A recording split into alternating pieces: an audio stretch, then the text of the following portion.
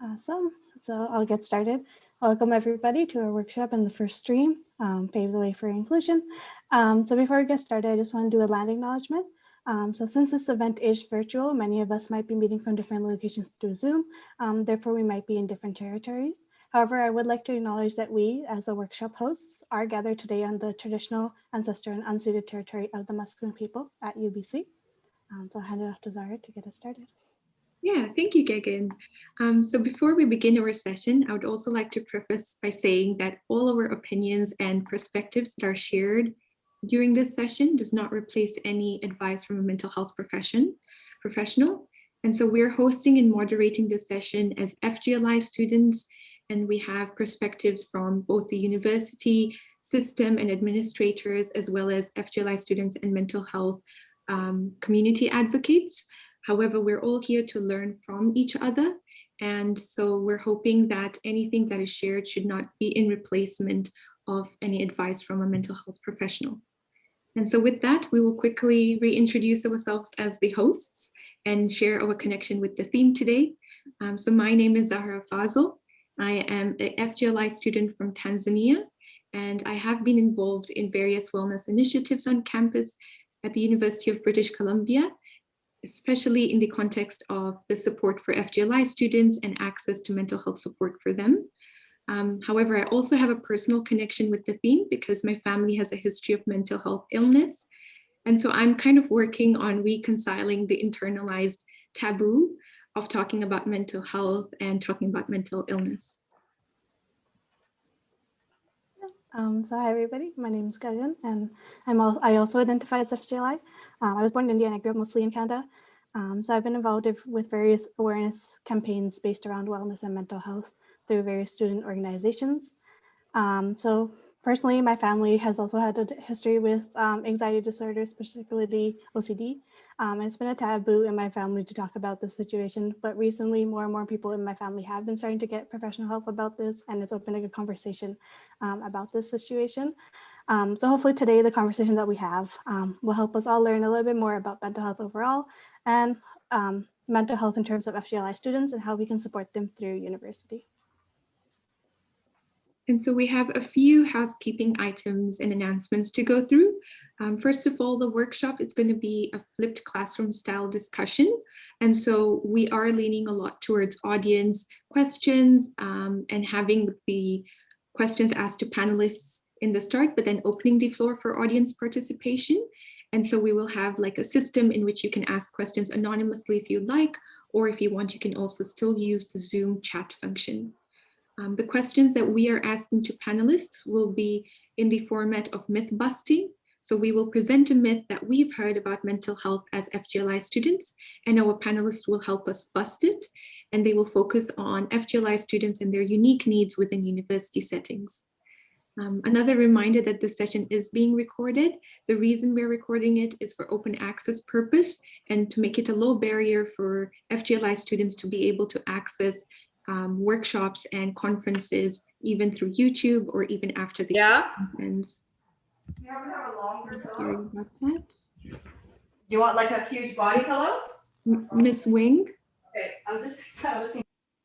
Okay, thank you for that. And finally, if at any point the content that we are presenting could get overwhelming or triggering for you, we also do not mind if you take a step out of the Zoom meeting and then you can return later on as well. So feel free to do so.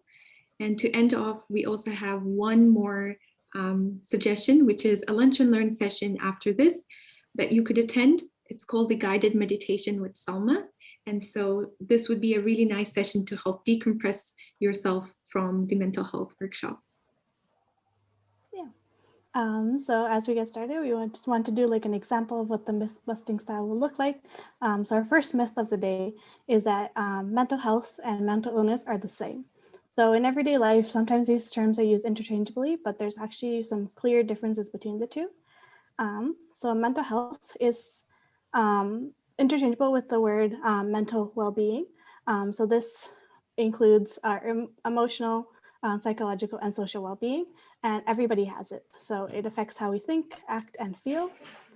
Whereas mental illness, on the other hand, not everybody's affected because it is an illness that affects the way a person thinks, feels, behaves, or interacts with others. And it can affect a person's life differently depending on their situation, experiences, and other aspects of their lives. So overall, the easiest way to think about the difference between these two is to think about it in the context of physical health and physical illness, because these are terms that we're more familiar with. So mental health and physical health can be correlated. So everybody has a physical health that we know of, and it can vary in degree from day to day. So for example, if you're super tired one day or you have a lot of energy the other day, kind of like that. Whereas the physical illness and mental illness can be correlated, as in everybody doesn't have it. And it can also vary in degree and how it affects the person. For example, a physical illness that most people know about is diabetes. So that could display differently in different people, and it could affect a person's life differently depending on how they're managing it and how everything's going. So just to put it into context, it might be easier to think about it that way. So I found this really cool way of representing this relationship. So they put mental health and mental illness on these axes. So it shows you like these 4 quadrants that majority of the people would be in. However, you can always be in somewhere in between. It is still kind of like a spectrum. So for example, if you look in the top left-hand corner, it shows that the optimal mental health and with mental illness can occur. That can be if you're managing your mental illness well and you're getting some professional help, you can still have an optimal mental health. So this just says that mental illness does not always mean poor mental health, and poor mental health doesn't always mean that you have a mental illness present. So I'll hand it off to Zara to get us started on the rest of it. Yeah. And so as Gagan mentioned, mental health kind of varies from person to person. And so the support systems that are in place for mental health should take into account a person's identity.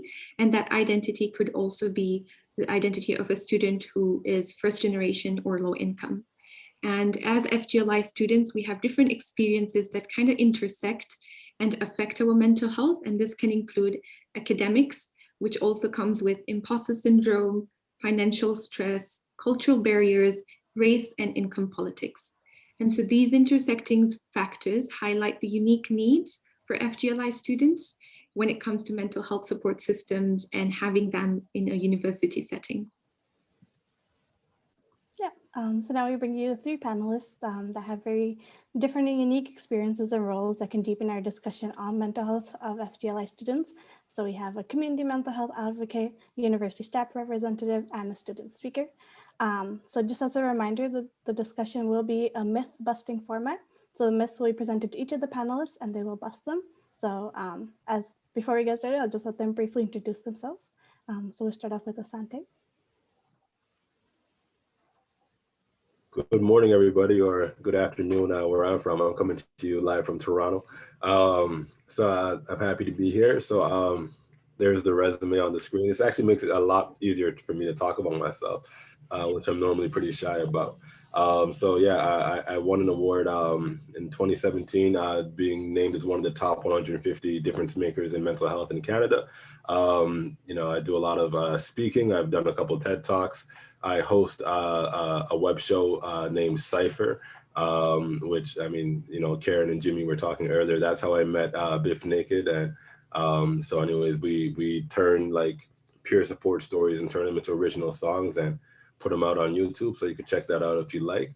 I contribute to a wellness magazine called Inspire Mag or Inspire Magazine. I'm a contributing editor there. And, you know, most recently I co-founded the Reach Out Response Network. And what we're doing is advocating for non-police led crisis response in Toronto so that, you know, someone is having a high amount of mental health distress or a crisis, instead of calling 911 and police show up, instead a mental health team will show up to assist people. So that actually got voted yes in City Council at the beginning of the month. So that's going to be moving forward, and some pilots will begin next year. So that's really exciting. Outside of that, yeah, you know, I'm always talking and thinking about mental health and race and society and social determinants of health, and also always thinking about sports, because that's how I spend a lot of my time these days. Awesome. Thank you for that introduction. Thank you. We'll move on to Karen. Sure. I'm Karen Waugh, and I currently work at the University of British Columbia in the International Student Initiative, working with international undergraduate students on full need and merit-based scholarships. I also work with emergency funding and a whole host of other awards and financial interventions and opportunities for international undergraduate students. I'm also a first-generation learner, and I was raised in an alcoholic and abusive home, and that had significant impacts on my first college experience. I ended up, as it notes here, dropping out after 2 months. And I think at the time it was quite a shameful experience. That was in the mid 1990s. And I definitely felt like that was something I needed to hide kind of from there on in. It's probably only in the last maybe 10 years that I've actually started speaking openly about my mental health and mental illness challenges over the last number of years and situations within my family. And I think having gone to university twice, going back to school in Victoria, attending Camosun College, prior to that, living on welfare and accessing supports in the community, I've kind of had this bumpy, windy road to where I'm at now, but I think I've got a fairly unique perspective, and everything I do now in my career is geared at providing opportunities for students, advocating for students, and encouraging students to find their own voice and advocate for themselves with their mental health and wellness and financial security. So I'm really excited to be here with you all today. Well, thank you, Karen, for that introduction. Lastly, we have Jimmy. Good morning, good afternoon, everyone. My name is Jimmy Aiken.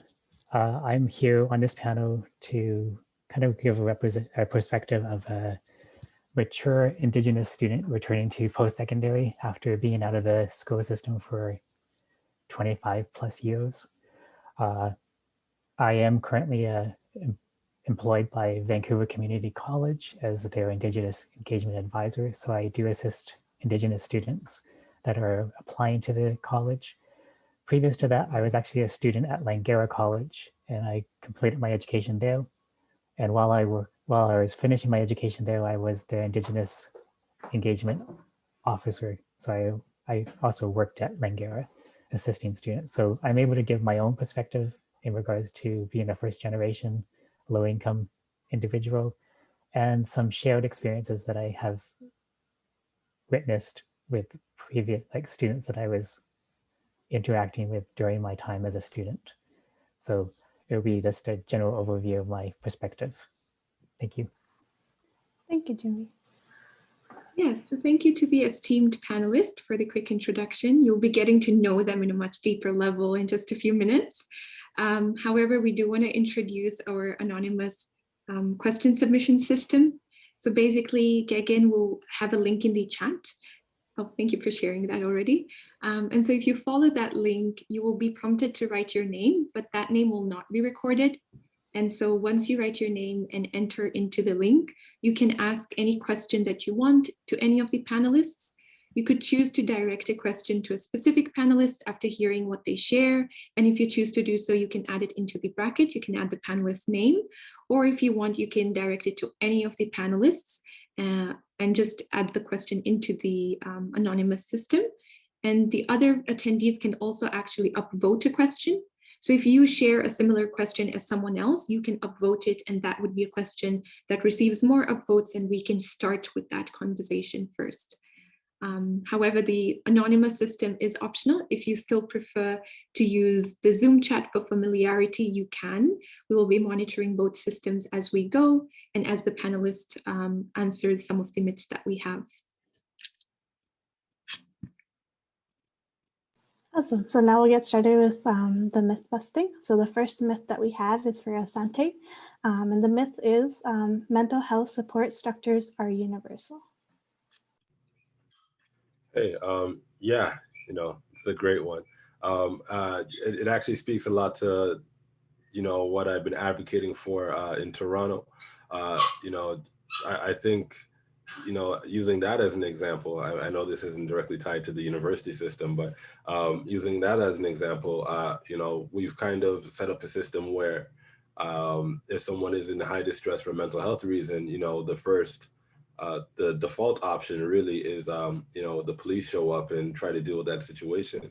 So for us, the argument that we made is that police are being relied upon to do so many different things that, to also expect them to do that, which is a very serious and vulnerable situation for those who are in crisis, is expecting a lot from the police officers and putting them in positions which are making them uncomfortable. And this is not an assumption I'm making. This is something that police officers have told us. And also maybe also not the person best equipped to be in that situation. So a lot of cities around North America and the world now are moving to a different model of having mental health teams show up for crisis situations, and that's been working. So we had the Reach Out Response Network. We kind of started networking with a lot of politicians in the city and said, hey, here's a different way that we might be able to do this. And well, now we're gonna be doing 4 pilots in the city of Toronto and learning from that, and then rolling out a new way of doing things across the city. So I think that's one example. I think my general message here is that, I'm in Toronto, y'all are in BC, and I have some friends out in BC, and there are a lot of similarities in terms of how the mental health systems operate in different places, whether it's in universities or just municipally in general, which for me raises some questions as to why that is. Maybe there's and I say that because the population in Toronto and the population in out in BC and different places, using Vancouver as an example, is a lot different. So why isn't the system different in order to accommodate to what's happening, in each specific locale?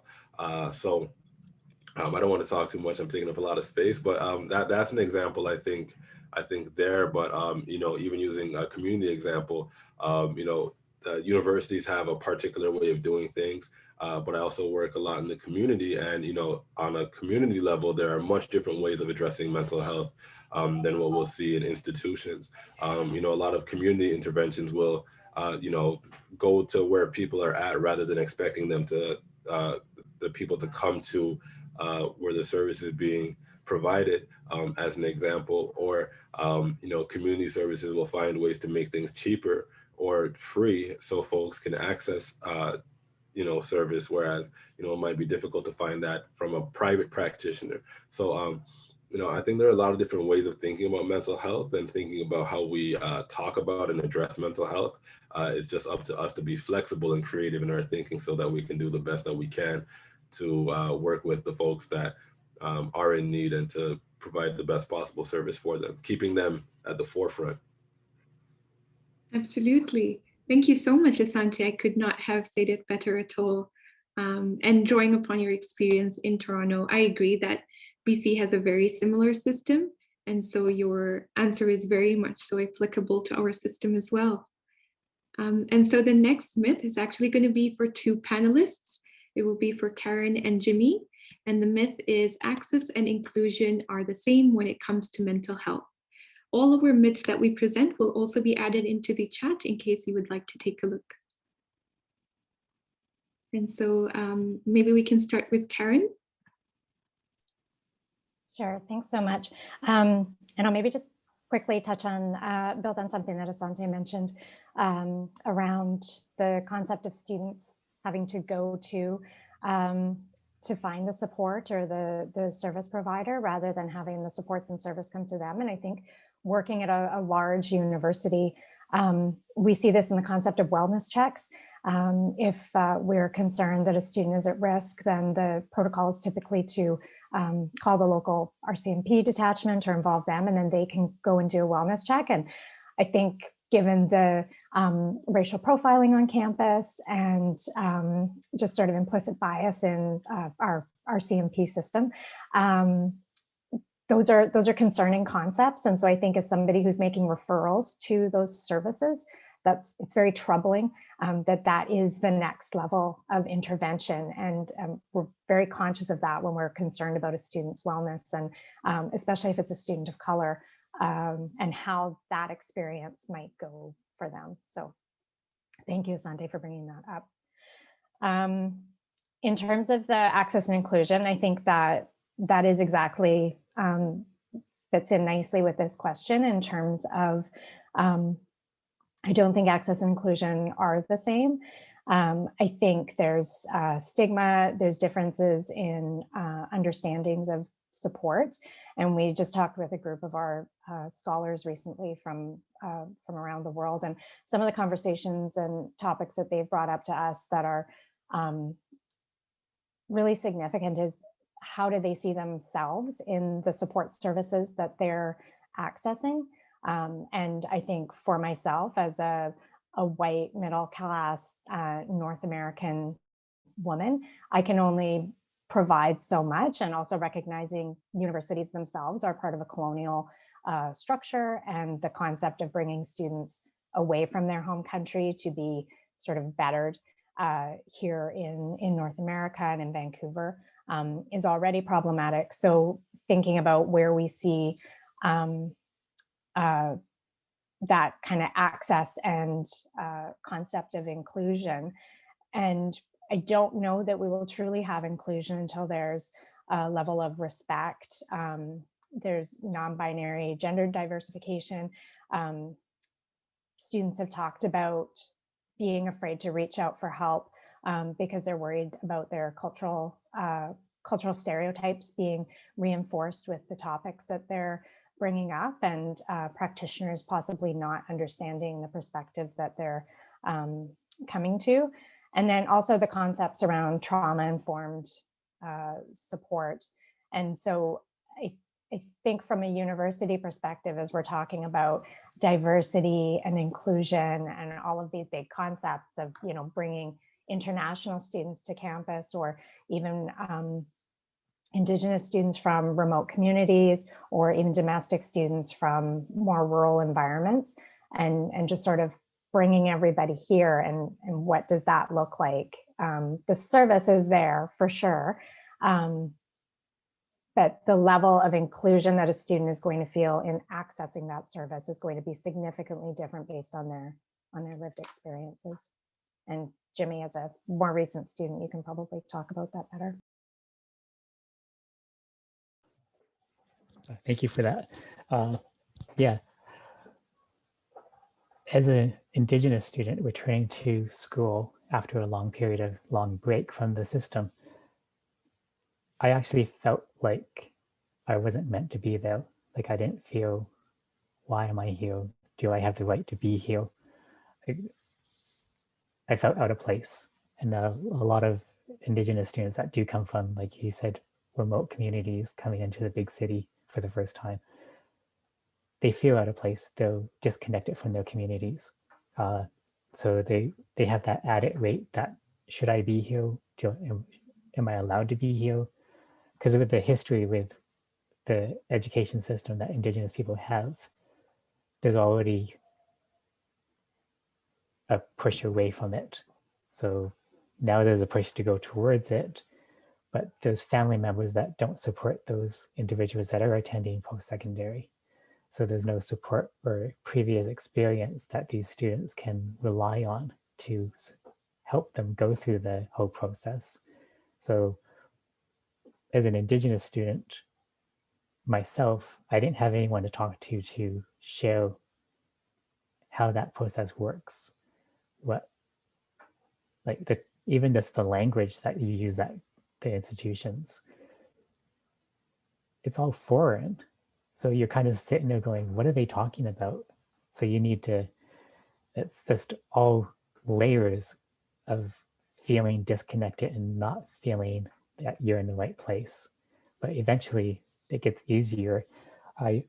My experience at Langara as a student, they do have what they call an Indigenous gathering space. And that was an opportunity to create community and have students of different terms like semester, like year 1, year 2, depending on what program they're in, they're able actually to offer mentorship to each other and to kind of take the younger ones or the newer ones under their wing and kind of guide them. And also, as an Indigenous student, some students don't want to identify as Indigenous because there's a stigma attached to that. They might feel shame of being Indigenous, or they might think they'll get, like, I've encountered that some people think you're getting a free ride by being Indigenous and being in post-secondary, but that's not the case. But there's a lot of people you need to communicate that to. So it's kind of, it is rough. Now I'm just rambling, so I'm not sure if I'm actually answering the myth or not. No, for sure. That's a great answer. Yeah, thank you, Karen, for telling us like about the experiences of students at UBC and how they are interacting, and Jimmy for sharing your personal experience about it. Like it is definitely that whole imposter syndrome and all that is definitely a common thing for most FGLI students, and it is something that needs to be addressed, especially with accessing support systems for mental health. Yeah. So I'll move on to the next myth, which is for Asante. The myth is mental health support must come from professionals, medication, or from an institution. Hey, this is a good one. You know, I think when we talk about mental health, and you know, I do so much of like what we're doing now.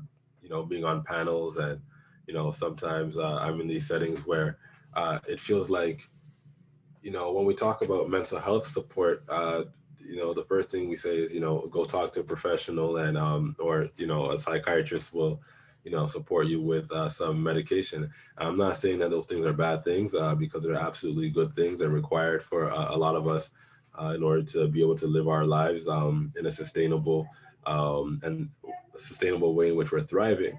But I think that that's also a narrow scope to look at what wellness can be.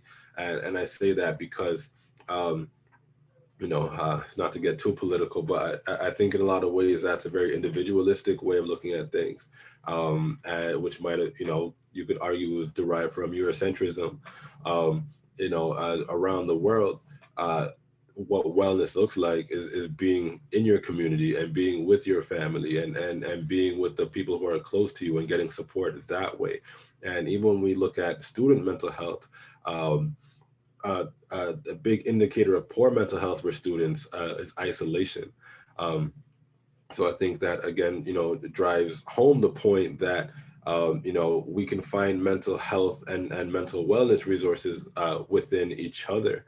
Of course, I mean, that doesn't mean that everyone is equipped to have that conversation with you. But I think what it does say is that, you know, well, you know, when we talk about access, sometimes it could be difficult to access a therapist, or it could be difficult to access a psychiatrist, or the right psychiatrist, or you know, the right medication, or that sort of thing. So if those things are not accessible, what do we have access to? And one of the things that we do have access to is community, and is you know, the knowledge and the wisdom, you know, derived that from community. And I mean, I'm going to assume that the majority of us in this space are immigrants, so we probably all have had that situation where we get sick, and then our grandmother comes through and, you know, has a remedy or something that you can't go to, you know, you can't go to the drugstore and buy it, but she got the remedy. And, you know, you're like, why am I drinking this ginger tea? Like, how's that going to help? But then you do it, and then it does help, right? Which is to say that there is a lot of knowledge that has existed historically within communities, whether it's through a remedy like that, but even in terms of looking up to elders and you know, and the wisdom that they've gained or throughout a life and how they support a community. I think that those are also resources that we can start to, you know, maybe rely on more, and, you know, put a little bit more structure around, and really look at at those things as valuable and helpful in helping people feel better. Absolutely. I couldn't agree more. I think the thing that Asante highlights is so important, where communities should be part of the mental health support system rather than just an addition.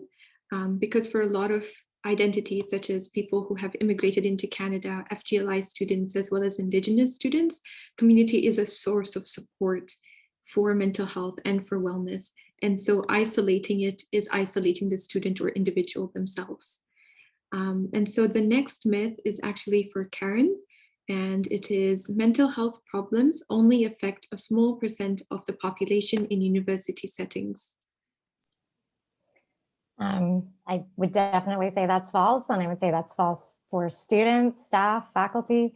I went to the on-campus clinic recently. I live here on the UBC campus, and in speaking with a doctor about the potential for medication, was talking about their own journey on medication and mental health challenges. And so I don't think that we necessarily, it's not something that we're trained to talk about.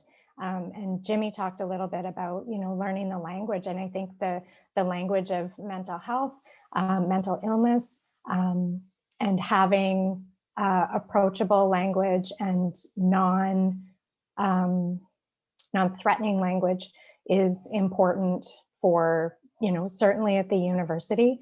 I think for first generation learners, when I was thinking about this question, I think there's already that sort of scarcity thinking in terms of this can all end soon. I don't know that I belong here. There isn't the assumption that this was the natural next step in life. And I definitely identify with that for myself. I don't think anybody ever saw me going to university. So as I was at school, I was just constantly worried about losing things. Like I said, had come off living off welfare. I didn't have a lot of peers who had been living on welfare. I was an older student. So it took a lot to find people who were struggling with mental health and wellness.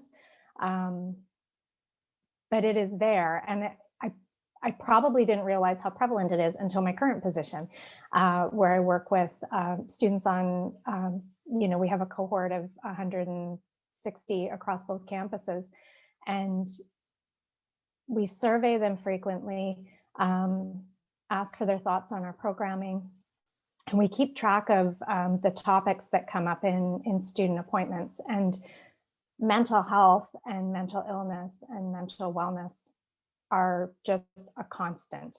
And when I see students, when we go into appointments with students and I see the extent to which they've struggled to just bring this up, I really do wish that we could just kind of blow the doors open. And I think that's why, as part of my own journey, I've found it really helpful to talk about this. I think when I first got into university administration, I thought I had to be very professional, and I provide resources and recommendations.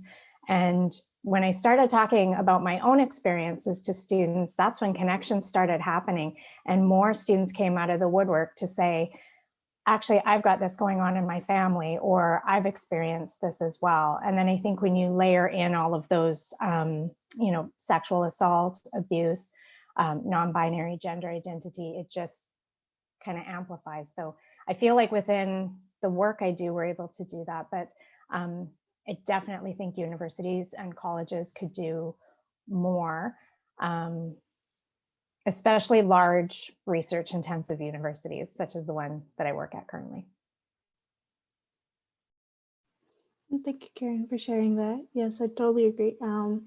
There's definitely this, it's having somebody connected like to something that you're going to, something similar, or something that you see that somebody above you may be also struggling, like somebody that you look up to, and it's like, it's okay not to be okay sometimes, and just having that, and then knowing that you can reach out for help and there is options. Just having that connection sometimes means so much.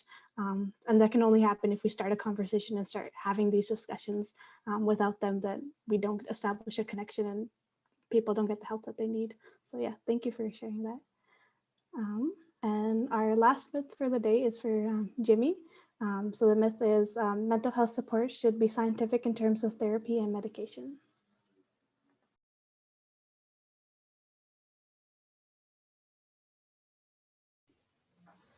Okay, thank you. I'm doing it solo. Okay, so the question of breaking the myth of should be scientific in terms of therapy and medication. As an Indigenous student attending post-secondary, Indigenous students actually, we don't gravitate towards the Western type of therapy or counseling services. We actually turn to our communities and we turn to our elders.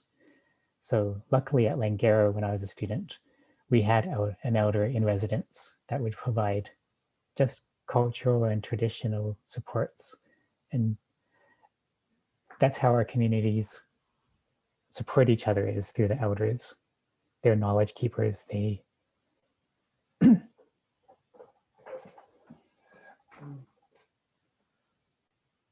They're just the substitute for a parent.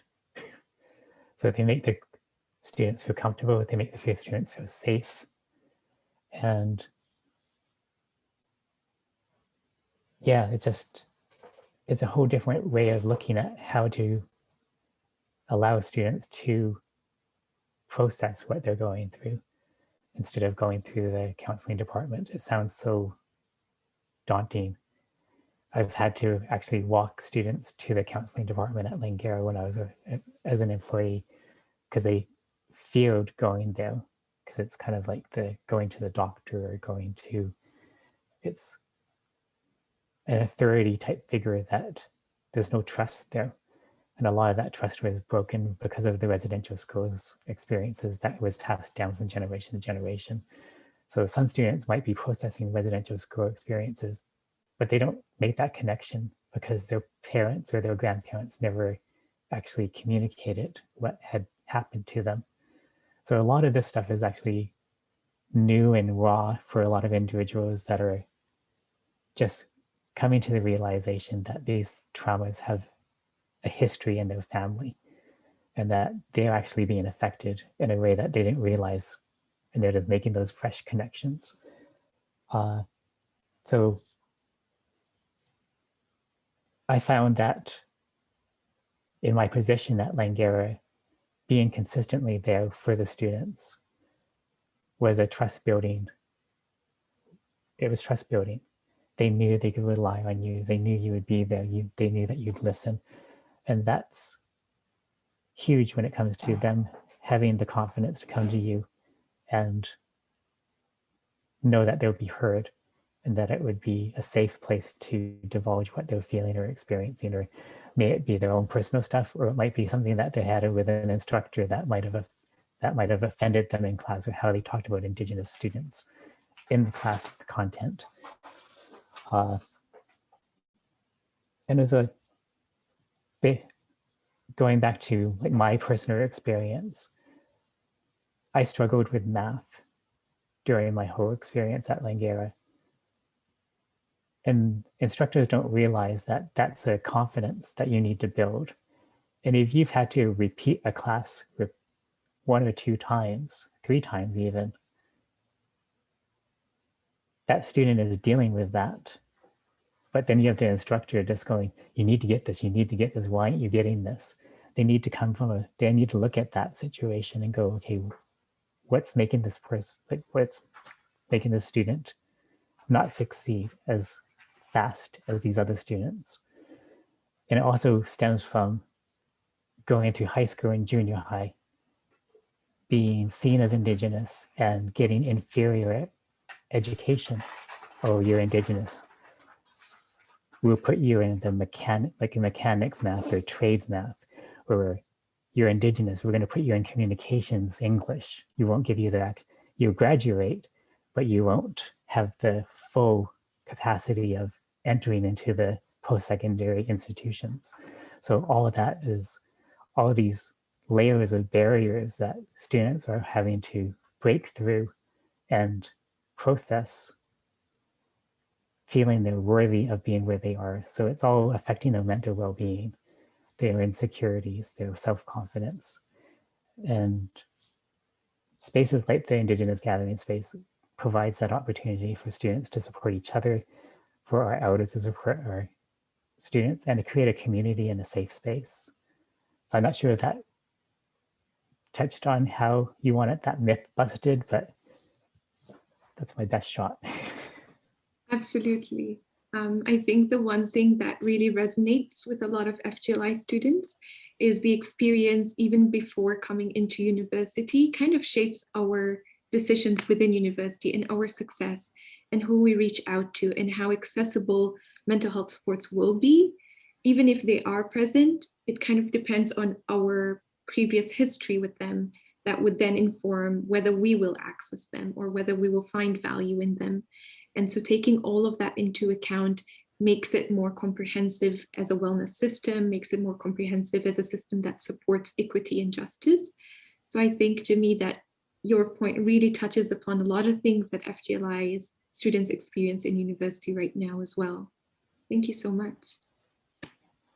And Sarah, can I maybe just add one more point? I'm thinking about, I think FGL students don't always know what's available to them on the academic side either. It wasn't until I started working at a university that I knew concessions were possible, or that you could drop out of a course and not like fail it. I didn't know any of these things. And I remember just this constant state of anxiety in trying to maintain my loan funding and, you know, trying to work and trying to be healthy. And I just had no idea that you could like miss an exam and then have it weighted later. I didn't know that those things even existed. And my husband works in post-secondary as well and is also an FGL student. And we're both just kind of like, wow, I wish I had known this when I was in university. Like that time my dad had a heart attack, I guess I could have maybe not taken the exam that day. Like I think there's that other sort of like hidden structure that you don't know about unless you ask for these things, but you don't know that you can ask for these things unless you kind of have that understanding. And I even think with my own son now, having two parents working in post-secondary, he'll just know so much more than we ever did. And, you know, and similar than Jimmy would have known going in or when I would have known. So yeah, I think it's the unspoken opportunities that exist as well that are not very well advertised. Absolutely. I remember interacting with a FGLI student and they put it really well when they accessed support through a club. And they said that university was a coded language for them. And since they struggle with computer science, they struggle with university. And it was a very nice way of putting it, explaining how a lot of the language we use is kind of not accessible to FGLI students. And so it would impact how much they would be able to actually participate or even advocate for themselves in. Yeah, could I jump in quick? Because, you know I've been speaking a little bit more abstractly, not so much about my own experience today, but, you know, that was certainly, you know, I could definitely relate to what everyone has been saying around this issue is the challenge of navigating when you don't have someone in front of you who has already done the navigation.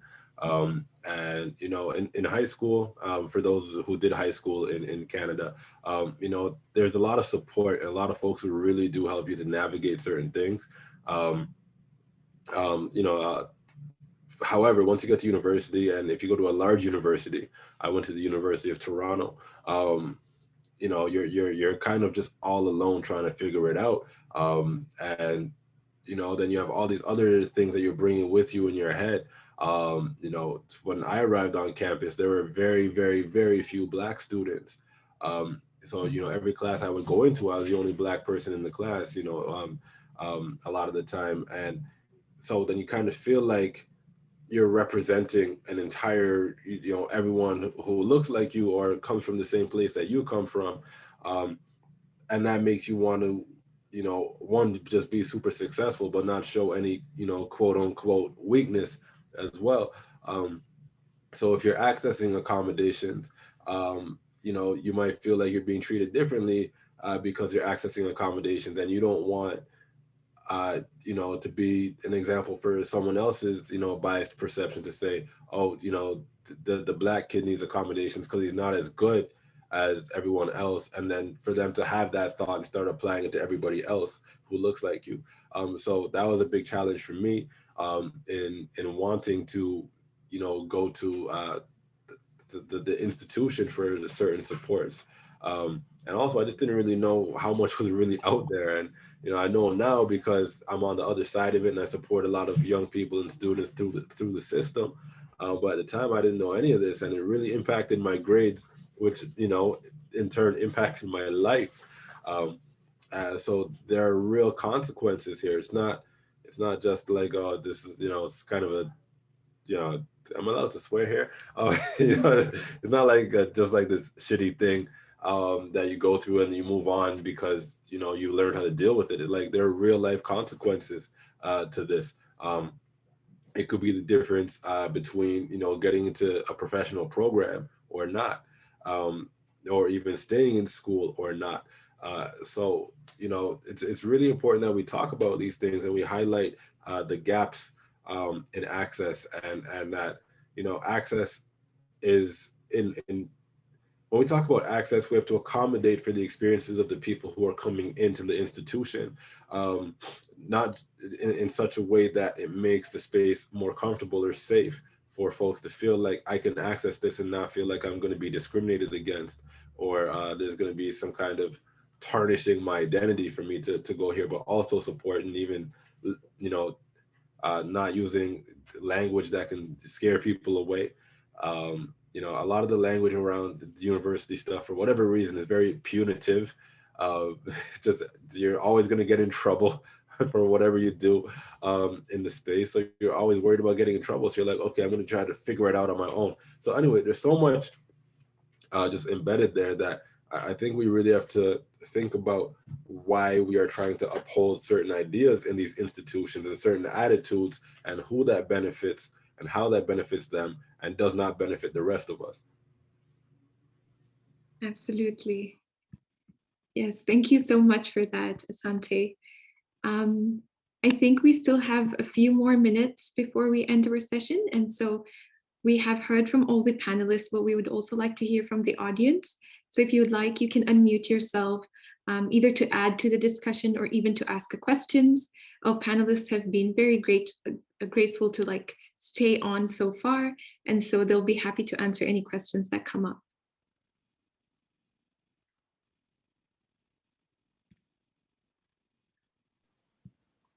I guess while we're waiting for anybody to type their questions, this is a question that was on the anonymous poll, so I'll just type it in the chat. So how would you support FGLI students differently if and when they struggle with accessing mental health at university?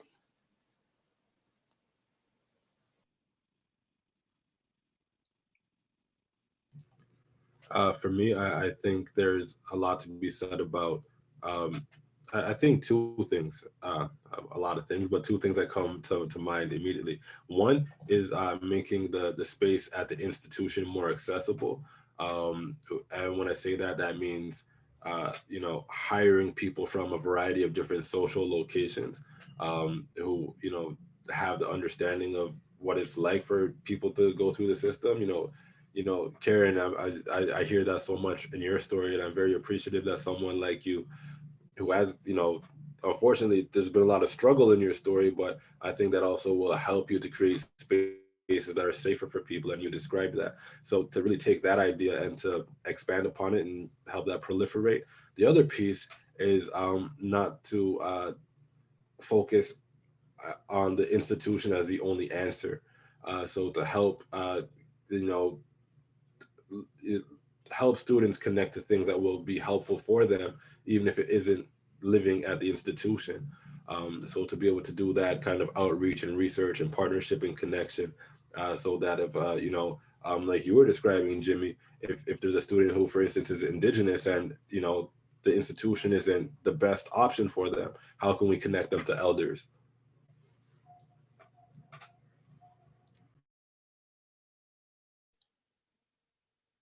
I would say that I think there needs to be greater representation, more diverse representation in the support services. And I do think, you know, UBC is working on more inclusive spaces and staffing.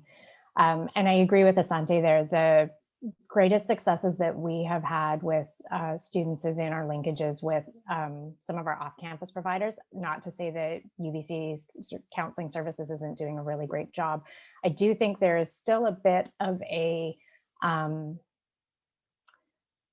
philosophical challenge for the university in whether the university is there to provide support or education. And I think of a conversation I had with a professor, because I also work in student recruitment. And the professor said, you know, students are coming here for the purity of knowledge. That's all they need to know.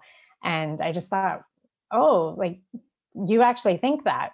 Okay. I wasn't quite sure how to counter that, because I know that's why I wasn't going back to school. It was to get a job because I was tired of cleaning toilets and things like that. So I think there's that kind of constant rub around student support, student affairs, student services, and research. And I think that's why I had a really great experience at a college, because I think the college is a little bit more grounded in the community and serves the community and is low barrier for the community. And again, I love so many things about UBC, but I would say that that is a challenge that the university itself needs to reconcile. And I think of the community support organizations that we've worked with, whether it's Al-Anon, whether it's eating disorders clinics through the provincial government, or support services, outpatient services, private counseling services, services that deliver through a feminist lens. That's where we've had really great success and growth. And I would like to see the university move more into that community partnership in terms of providing services.